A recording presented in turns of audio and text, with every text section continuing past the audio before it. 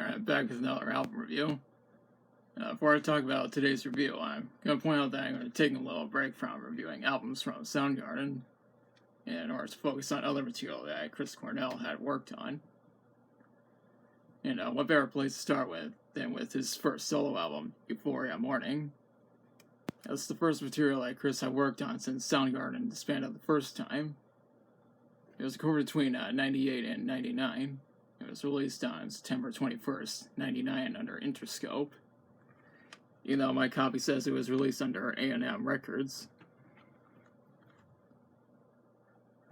Now, Chris started working on this album when he decided to collaborate with Alan Johans and Natasha Snyder of the band 11. They recorded at 11 AD Studios in Los Angeles.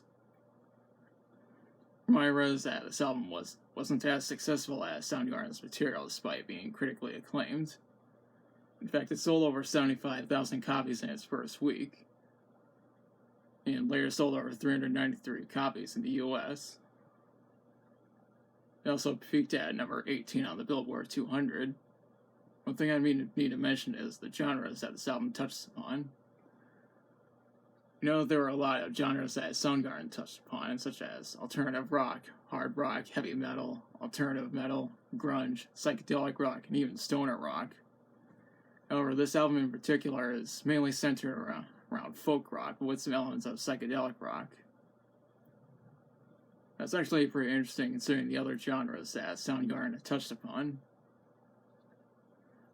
Chris Cornell was not the only musician involved in the making of this album. Of course, he did lead vocals on every song and played guitar on most of them. You also have Alan Johans, who did backing vocals as well as playing guitar, bass guitar, theremin, clarinet, and tabla, and some on various tracks. Natasha Snyder also did backing vocals in addition to playing guitar, bass guitar, keyboards, tambourine, piano, organ, and timpani on various tracks. There's also Rick Markman on bass guitar on some tracks, Josh Freese on drums on others.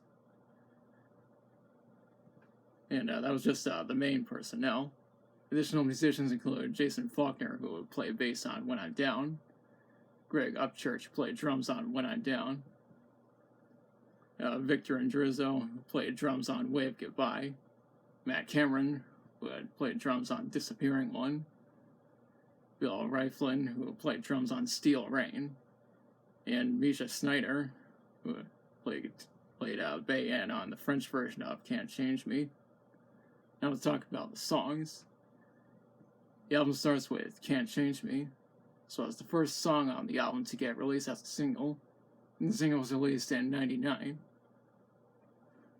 Chris had said that the beginning of the song traces back to some of Soundgarden's biggest hits, such as Fill on Black Days and Blow Up the Outside World.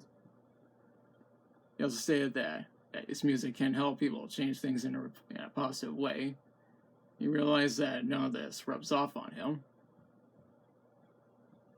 And the song was also nominated for a Grammy Award for Best Male Rock Vocal Performance in 2000. And the song also sets a tone for what we're in for. Florida Girl is what comes next. This was actually an outtake from Super Unknown.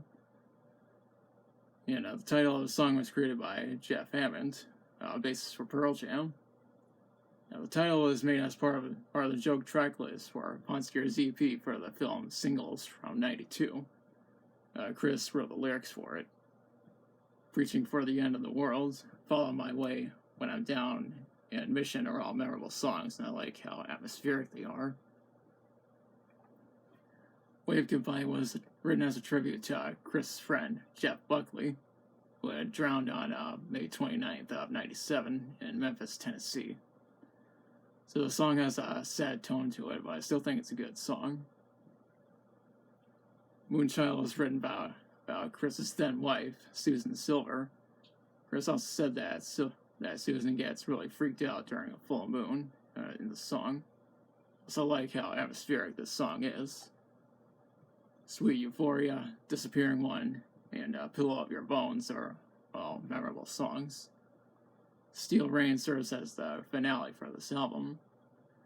What I need to mention is that the Japanese version of this album has a couple of bonus tracks. The first one is Sun Shower. The other is the French version of Can't Change Me. And as you can see, those tracks are not on this version of the album. Overall, this is a great album.